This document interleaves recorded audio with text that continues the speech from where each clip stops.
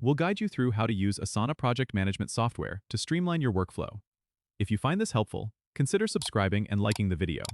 First, open your web browser and go to asana.com, log in with your credentials, or create an account if you're new to Asana. Once you're logged in, you'll be greeted by the dashboard. To create a new project, click on the plus icon in the top bar and select New Project. You can choose a pre-made template or start from scratch. Enter a project name and select its visibility settings, then click Create Project. Now that your project is set up, you can start adding tasks. Click on the Add Task button within your project. Give your task a descriptive title, and if necessary, add details in the description field.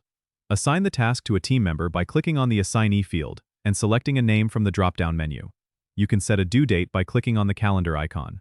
Use the Add Subtask option to break your task into smaller, manageable parts. If you want to organize tasks better, use sections to group them. Just click on Add Section and give it a name.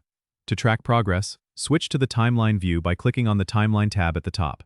Here you can visually arrange tasks and see dependencies. If you need to communicate with your team, use the Comments section within each task to discuss updates and provide feedback. Asana also allows you to integrate with other tools like Slack or Google Drive for a seamless experience. Explore the Integrations option in the settings to connect these services. Keep your project on track by regularly reviewing the dashboard for an overview of your team's workload and project status. Don't forget to subscribe and comment if this helped you out.